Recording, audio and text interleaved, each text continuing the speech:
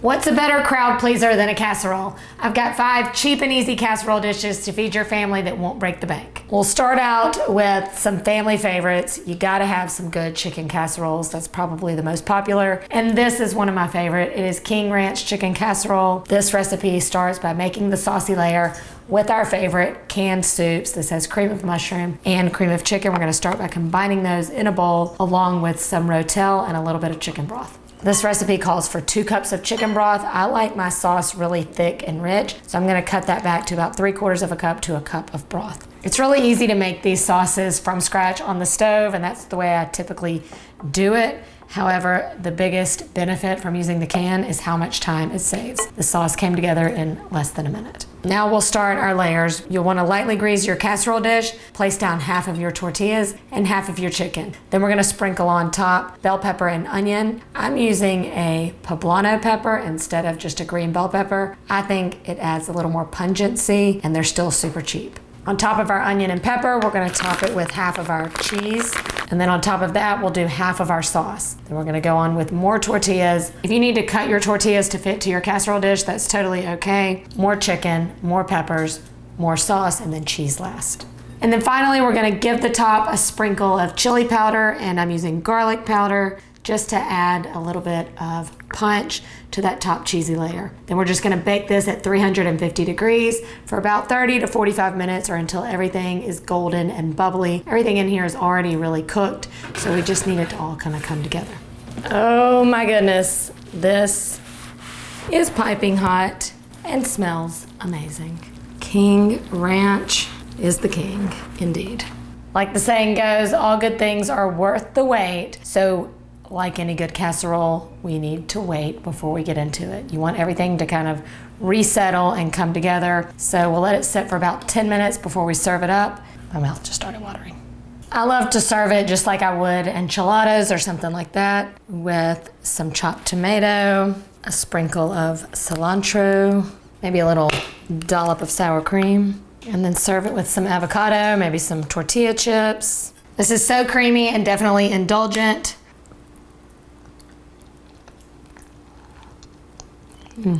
This has to be one of my favorite lazy man dinners that you can have. It's kind of like enjoying an enchilada without all that hard work. It's just one of those things that made me happy. You definitely need to give the King Ranch a try. Don't blink, because this next casserole comes together so fast you're not gonna know what happened, but I had to include it because it's one of our most popular. This is a cheesy chicken and broccoli casserole. We'll start by combining 3 cups of cooked chicken with 2 cups of cooked broccoli. And I'm actually using about 3 cups because we like broccoli, and anytime you can incorporate more veggies, why not? To that, I'm gonna stir in the 2 cups of cream of chicken. There's plenty of salt in the cream of chicken as well, so we only need to add some pepper, and then we're gonna stir in some sour cream. Another benefit to using the canned soups, not only is it a time saver, but it also can save you money because you don't have to buy the cream and the butter and the flour and whatever seasonings to make this mixture yourself. Keeps things easy on vacation. Casseroles with cream of anything was very popular when I was a kid.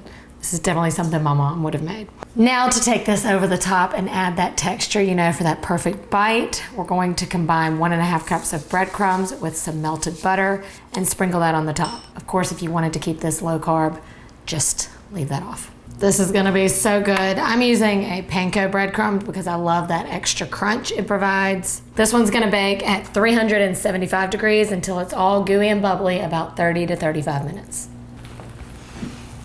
Look at this.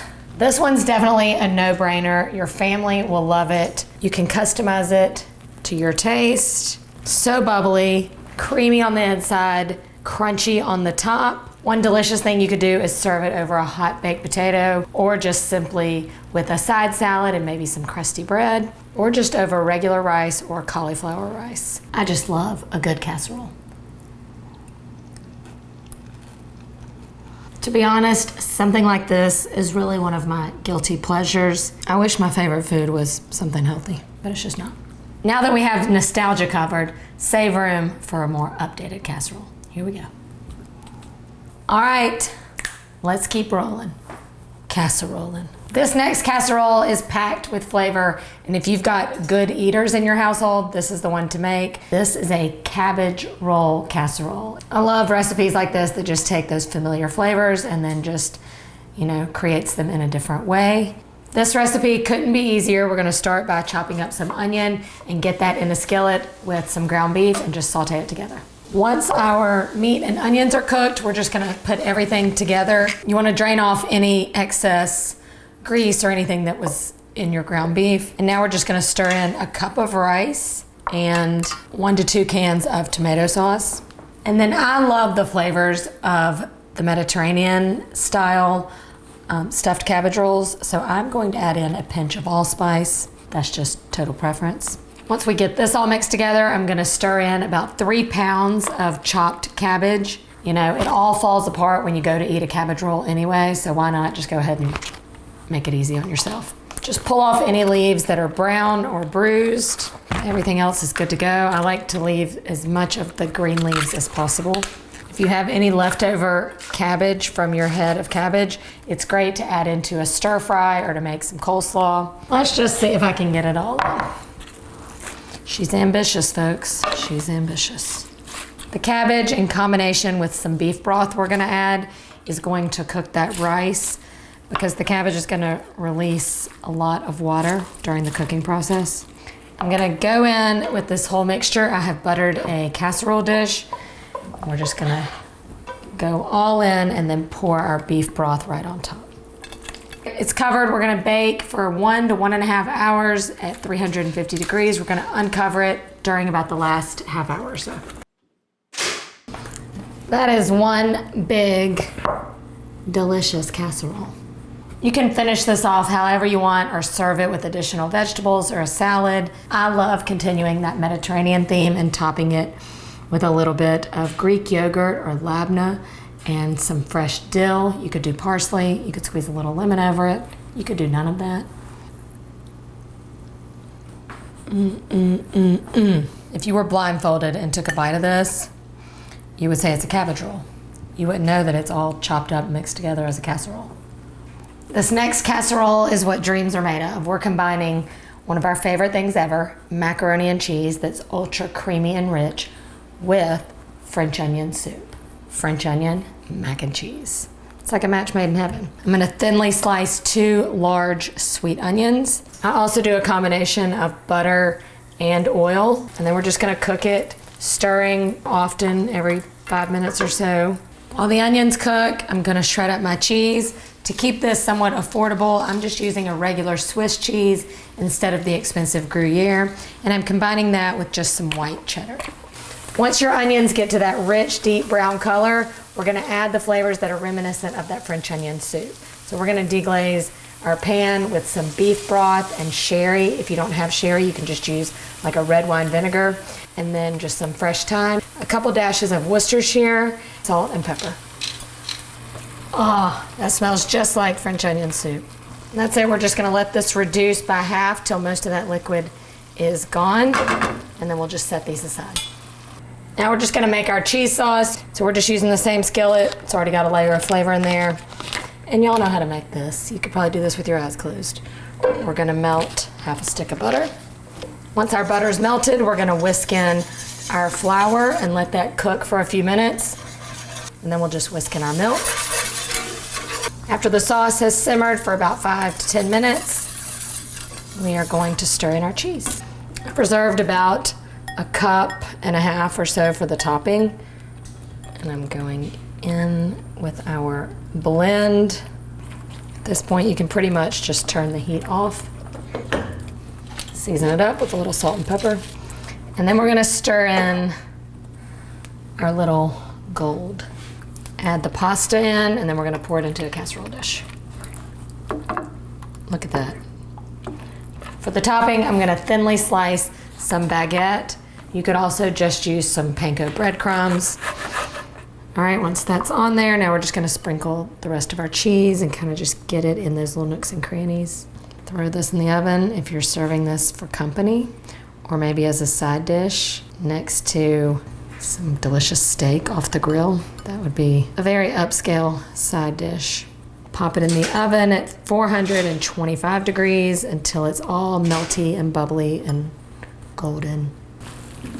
Oh, y'all, I think I've really outdone myself. This looks so good. I'm just gonna finish it off with a little bit of fresh thyme. Y'all, it is so creamy. There's so much flavor, just like French onion soup mixed with mac and cheese, and that little crunch from the topping. Creamy mac plus crunchy topping equals perfect bite. If you're looking for the casserole to impress without breaking the bank, this is the one. What's a cheap and easy casserole episode without a cheap and easy breakfast casserole? This is really an all-in-one breakfast casserole. We're talking sausage gravy, biscuits, eggs, and cheese all together in one. And we'll start by making the sausage gravy. All right, I'm just gonna get the sausage nice and brown. And once that happens, we're gonna use the fat that's in there. We're not gonna drain it. And we're gonna add our flour in. That's gonna create the roux that's gonna thicken our gravy. And then we're just gonna cook that flour down a little bit, about 1 to 2 minutes. And we're gonna stir in our milk, about 2 1/4 cups. We're just gonna bring it up to a simmer, and that's how you'll see how thick and rich it's gonna be. And then we'll let it cook for about 5 minutes. Season it up with just a little salt and pepper. There's enough salt really in the sausage, so you don't need much. Even if you're not making the casserole, you could have this kind of breakfast on the table in like about 15 minutes. The bread component of this casserole is the good old canned biscuit. I'm just gonna take these biscuits and quarter them. We're gonna literally build the whole thing just straight up in our 9x13. You'll wanna butter it so that nothing really sticks. And then straight in with our eggs, we're just gonna beat them straight in our casserole dish. Going in with 6 eggs. Just scramble them up right in the casserole dish. Season it up with a little salt and pepper. And now we're just gonna toss our little biscuits straight in. You figure about a biscuit per person, so I'd say this casserole serves about 8 people. And then I'm gonna go in with about half of my cheese, and then right over all of that with our delicious gravy. And then top it with the rest of your cheese, and then we're gonna bake it at 350 degrees for just about 30 minutes. This is a thing of beauty.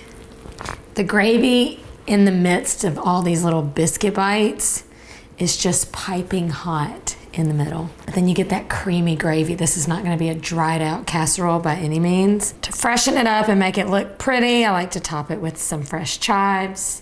And then we go in for that good scoop. It's like creamy, cheesy, crusty, yummy. I'll go ahead and say probably also a little sinful, just saying. Tell me again why people don't like casseroles. With all of these new recipes, you're sure to find something to add to your recipe rotation. And when you try something out, don't forget to tag me. Let me know in the comments what you want me to teach you how to make next. See you next time. They see me rolling, casserolling.